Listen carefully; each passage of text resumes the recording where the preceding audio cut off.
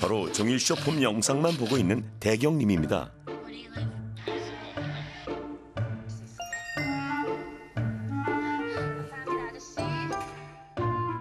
1분도 안 되는 영상들을 몇 시간씩 본다고요?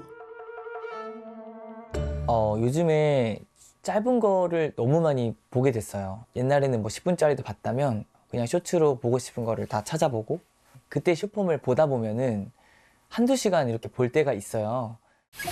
무작위로 재생되는 짧은 영상 모두 쇼폼입니다. 불확실한 확률일 때 우리는 그 기대감이라는 게 더 커요. 언제 내가 원하는, 내가 정말 좋아하는 콘텐츠, 재미있는 콘텐츠가 나한테 딱 다가올 줄 모르니까 끊임없이 빠르게 열어보면서 그 기대감을 만족시키는 거. 그렇기 때문에 이런 불확실한 확률을 갖고 있기 때문에 더 중독성이 강하다고 볼 수 있습니다. 손에 스마트폰이 있을 때면 언제 어디서나 쇼폼을 봅니다.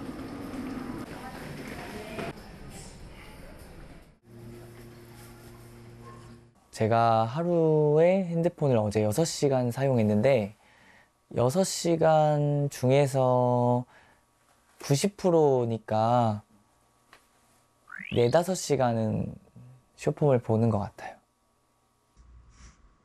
중간중간 다른 일을 하려다가도 금방 쇼폼으로 빠져드는데요. 대표님 원래 네. 공부하려고 하시던 거 아니었어요? 네, 맞아요. 공부해야 돼요. 제가 좀 보고 싶은 책이 있어서 보게 되면은 집중력이 5분이 안 되더라고요. 점점 이렇게 좀 집중하거나 노력해야 되는 것들이 귀찮아지는 것도 있는 것 같아요. 중독 회로가 과활성화되다 보면 결국에 전두엽과 그다음에 중독 회로 간의 그런 네트워크가 완전히 무너져 내리게 되고, 전두엽이 수행하는 기능 중에 굉장히 중요한 것이 집중력입니다. 내가 집중하고 판단하고 생각하고 이런 것들을 하는 건데, 결국 이 전두엽의 기능은 굉장히 떨어질 수밖에 없어요. 내 뇌에서 가장 중요한 여러 가지 기능들이 위축되고 퇴화해 가고 있지 않는가라는 걱정을 하셔야 될 시기입니다. 잠들기 직전까지 쇼폼을 보고요. 심지어 자는 동안에도 영상이 재생되고 있습니다. 쇼폼에 빼앗긴 일상을 되찾고 싶다는 대경님의 바람은 이루어질 수 있을까요? 지금 쇼폼을 보고 있는 거예요. 이 델타라는 파형의 이 전두엽, 이 앞쪽 부분으로 약간 색의 변형이 조금 있습니다. 그러니까 우리가 주로 잘 때 이럴 때 나타나는 건데, 근데 이 델타라는 파형이 지금 깨어있는 상태임에도 불구하고 가장 먼저 제일 두드러진 특성으로 이렇게 나타나 보이는 거죠. 보통 우리 이제 뇌파에서 이 중독 성향을 아주 많이 보이고 있는 그런 환자들은 보통 이 델타나 세타 같은 이런 천천히 가는 이 서파거든요. 뭔가 뇌가 정상적인 작동을 하지 않고 있고 뇌 기능상의 어떤 부조화를 보이고 있다, 이런 걸 판단할 수 있는데요. 대경 씨의 결과가 약간의 좀 의심소견들이 조금 있습니다. 우리 집중력 검사를 했어요. 네. 시각적인 단순 선택에서도 약간 떨어지는 게 나오고 1에 누르세요라고 했는데 1이 나타나는데 안 누르고 있는 거예요. 사실 그냥 설문만 보더라도 이 정도면은 우리가 이 성인 이제 주의력 결핍장애, ADHD에 해당된다라고 볼 수 있는 정도의 척도 소견을 사실 나타내고는 있어요. 그러니까 스스로 생각하기에도 나는 집중력에 문제가 좀 있다라는 겁니다. 그 다음에 지금 현재 나와 있는 우리 이 검사 결과, 객관적인 검사 결과에서도 이런 주의력 결핍 장애로 나타나고 있어요. 너무 쇼폼 중독에 빠지면서 ADHD로 보이는 그런 결과까지 나타낼 정도로 그런 것을 반영하고 있다라고 생각할 수도 있고요. 또 거꾸로 사실 우리 대경 씨 자체가 이런 ADHD의 성향을 좀 갖고 있기 때문에 오히려 더 쇼폼 중독에 더 잘 빠져들고 지금의 중독 성향이 더 높게 나타난다, 이렇게 판단할 수도 있습니다. 실제로 ADHD 환자들이 인터넷 중독에 취약하다는 연구 결과도 있습니다. 만약에 이대로 주의력이 계속 떨어지면 앞으로 인생이 어떻게 될까요? 앞으로요? 앞으로 정말 더 쉬운 것만 선택하고 살 것 같아요. 제가 보는 컨텐츠나 제가 직장 내에서도 그렇고 친구 관계나 그냥 전반적인 것들이 좀 인스턴트화 될 것 같다는 그렇죠. 그런 생각이 드는 것 같아요. 우리 조상들이나 우리 원시대의 삶은 모든 게 풍족한 게 없었어요. 장시간 동안 사냥을 하거나 오랜 기간 동안 농사를 지어가지고 그 음식을 얻게 되는 이게 지연성 보상으로 인해서 살아가는 그런 종족이었던 거죠. 하지만 요즘 현대사회는 어떻습니까? 바로바로 즉각적인 보상 활동으로만 계속 이제 만족감을 얻게끔 유도가 되기 때문에 이 숏폼의 경우에는 중독 성향이 강하죠. 바로 클릭해서 바로 만족감을 얻고 그래서 도파민이 탁 올라가는 그런 이제 보상 활동을 즉각성 보상이라고 합니다. 결국에 모든 중독 행위들은요, 이런 즉각성 보상으로 결국 모여집니다. 왜 그러냐면 이 도파민이라고 하는 호르몬은 굉장히 영리해요. 그래서 금방 적응하고 금방 만족하고 그러면 이걸 다시 만족시키려면 더 세고 더 짧고 더 강력한 그런 자극원을 계속 바라는 쪽으로 가거든요. 교수님 얘기를 들어보니까 저와 친구들은 좀 다 같이 숏폼에 중독된 상태일 수도 있겠다라는 생각도 들었고 또 제가 주의력 결핍이 있는지도 전혀 몰랐기 때문에 사실 좀 많이 슬펐어요. 이제 중독을 오랫동안 해왔던 환자들의 뇌를 정량 뇌파를 찍어보거나 아니면 여러 가지로 판단을 했을 때 IQ 테스트 실제로 시행을 해보면요. 정말 실제적으로 IQ가 낮게 나온 경우들이 많이 발견됩니다. 적게는 10, 아니면 많게는 자기 잠재 IQ에서 한 20 가까이 낮게 나오는 사례들을 다수 발견할 수가 있고요. 중독에 절여진 뇌는 그 기능이 현저하게 떨어지는 것으로 결과가 확인되고 있습니다. 세 사람 모두 중독에 취약하다는 흥미로운 검사 결과도 나왔는데요. 요즘은 이제 그 MBTI가 굉장히 유행을 하고 있죠. 우리 어떤 그 기질, 이 기질을 조금 더 생물학적으로 구분하는 데는 어떻게 보면 MBTI보다는 이 TCI 검사가 조금 더 신뢰도가 높다라고 저희는 판단하고 있어서 이번 그 참가자분들한테는 이 TCI 검사를 한번 시행을 좀 해봤습니다. TCI 검사엔 4개 지표가 있는데요. 사례자들 모두 자극 추구가 높았습니다. 자극 추구경이 높으신 분들이 중독에 잘 빠져든다고 할 수 있어요. 왜냐하면 이 중독이라는 거는 어쨌든 굉장히 매력적이고 자극적이거든요. 호응심이 많고 그다음 모험심이 강하고 이런 분들이 아무래도 중독에 잘 빠져들 경향이 높다고 볼 수 있습니다. 세 사람의 자극 추구 성향은 각각 상위 2%, 4%, 6%로 매우 높습니다. 나쁜 건가요? 이런 기질 평가라고 하는 건 뭐 좋다 나쁘다의 개념이라기보다는 그야말로 기질입니다. 어떻게 보면 그 에너지가 있고 그다음에 활동성이 더 좋은 분들이라고 생각할 수 있습니다. 자극 추구 기질이 가진 에너지를 이제 중독 치료에 쏟아보면 되겠네요.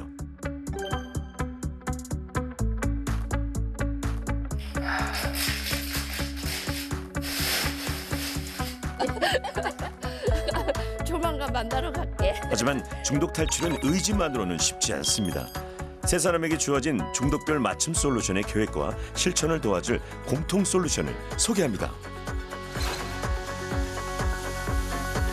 어떻게 그러면 구체적으로 계획을 짜야 진짜 이 제모님의 의지를 행동으로 바꿀 수 있을지 제가 도와드리도록 할게요. 네. 남과 약속을 한 시간에는 아마 거기에 맞는 임무들을 잘 하시겠지만 그 밖에 약속이 되지 않는 그냥 나 혼자의 시간이 전부 다 쇼폼으로 지금 거의 채워지고 있는 거잖아요. 이렇게 타임 블럭으로 시간 관리를 하면 일단 첫 번째 좋은 점이 시간이 눈으로 보인다는 점이거든요. 하루를 6블록으로 나눠 계획을 세우면 시간대별로 목표를 세우고 성취감을 얻을 수 있습니다. 오후는 근데 좀 만족스럽지 못한 거예요. 그럼 오늘 하루 망했다가 아니라 우리에게는 뭐가 또 남았죠? 저녁. 그렇죠. 저녁이 남았잖아요. 그러면 저녁 블럭을 잘 보내봐야지. 그래서 라고 해서 이제 끊어서 피드백을 하고 목표를 세울 수가 있기 때문에 훨씬 더 내가 행동 교정을 하기에 수월하고. 습관적으로 중독 행동을 해왔던 사례자들에게는 하루를 체계적으로 계획하는 것이 도움이 됩니다. 어떤 음료로 대체를 할까? 일단 생각해 보시고. 지금 집에 있는 게 유자차가 있고요. 아, 커피 먹고 싶네. 그러니까 너무나도 자연스럽게 생각날 거예요. 내일 아침이 되면. 그쵸? 그러면 유자차가 생각이 안 날 수도 있거든요. 내일. 그러니까 계획에 미리 적어두는 게 좋아요. 유자차를 몇 시에 먹겠다.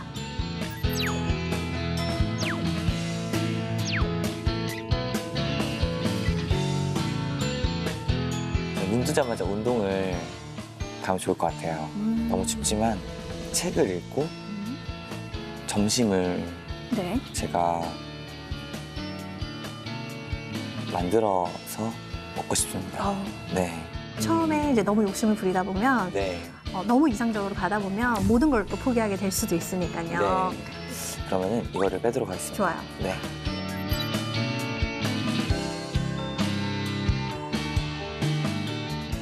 일단 첫 번째, 친구들이 부른다. 곱창을 먹자고 한다. 거절을 좀 해야 해요. 뭐 어떻게 거절하실 거죠? 그 거절하는 멘트도 미리 계획을 세워놓으면 아. 좋아요. 왜냐하면 굉장히 마음이 흔들릴 거예요. 돈이 없어서 좀 힘들 것 같다. 친구가 이렇게 해서 그래? 그럼 내가 사줄게. 아 진짜? 응. 그럼 가야죠. 아, 안 되죠, 안 되죠. 지금 우리가 뭘 하고 싶죠? 어떻게 하고 싶죠? 지금 살 빼야 해서 다이어트 다이어트 하고 있다. 하고 있다. 근데 나름 좀 타이트하게 산다고 사는데 또 이렇게 이제 좀 빈틈이 있네요. 구체적으로 생각을 안 했다가 이렇게 쓰니까 좀 바꿔야 되겠다. 좀 그 생각은 들어요. 이유를 생각하면서 하니까 조금 더 잘할 수 있다는 용기가 생겼습니다. 네. 엄청 구체적으로 제 삶의 우선순위가 정해진 것 같아요. 공통 솔루션을 배웠으니 이제 중독별 맞춤 솔루션을 배워볼까요? 일명 무드스 솔루션인데요. 멀리하기, 대체하기, 싫어하기 기법입니다. 커피로부터 멀어질 수 있는 또 하나의 방법. 이 기계를 내가 아끼는 기계인데 언니 마시고 아쉽지. 커피 머신 치우기입니다. 중독자들이 치료를 하려면 일단 그 자기 주변의 환경부터 정리해야 된다라는 얘기를 드립니다. 다음은 쇼폼 중독 대경님의 솔루션을 확인하러 갔는데요. 공부를 하고 있습니다. 스마트폰 생각 안 나세요? 또 핸드폰 생각이 안 나는 건 아닌데 옆에 있었으면 바로 볼 수 있는데 이제 감옥에 있다 보니까 조금 더 참을 수 있게 되는 것 같아요. 감옥이라니 놀라셨죠? 쇼폼 멀리하기 솔루션 스마트폰 감옥 만들기입니다. 갈망이 먼저 딱 올라오게 되면 그럼 또 도파민이 그 중독 행위를 하라고 막 뇌에다가 지시를 내리는 거죠. 그러면은 중독자는 그 행위를 하려고 막 찾아 헤매게 됩니다. 네, 결국에 이 작전은 이 충동과 그 다음에 이 실행 사이에 간극을 좀 벌려서 그동안 내가 좀 자제할 수 있는 기회를 늘려보고자 하는 거예요. 확실히 공부에 집중하는 시간이 길어졌습니다. 그런데 스마트폰 감옥이 비어있죠? 아, 공부하는 모습을 촬영하고 있었네요. 일단 핸드폰은 나를 찍어야 되니까 내가 원하는 콘텐츠를 볼 수가 없고 내가 충동 참아가면서 이렇게 책을 볼 수 있다는 나의 모습에서의 만족도가 충분히 있을 수 있기 때문에 긍정적인 강화 효과를 줄 수 있습니다. 지난주 대비 44%가 감소했거든요. 핸드폰 사용 시간이.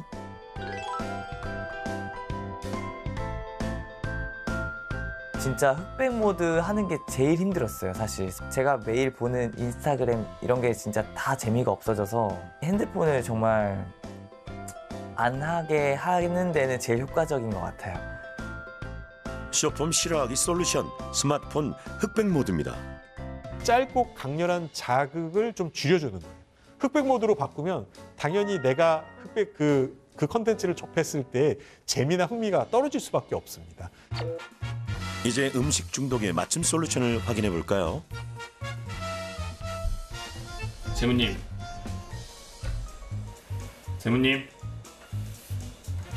네. 귀마개를 하고 밥을 먹는 재무님. 음식 싫어하기 솔루션 귀마개와 파란 식탁보입니다.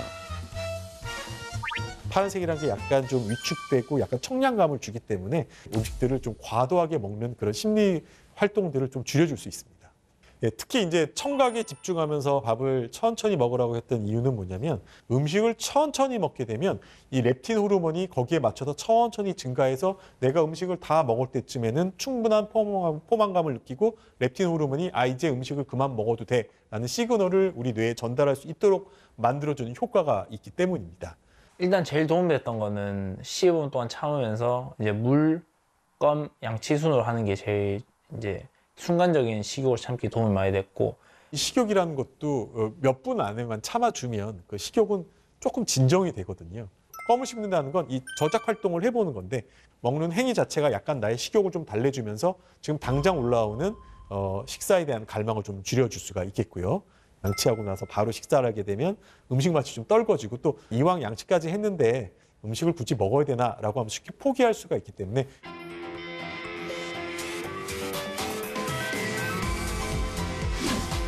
세 명의 사례자는 각각 중독에서 탈출하기 위해 3주간 공통 솔루션과 맞춤 솔루션을 열심히 지켰는데요.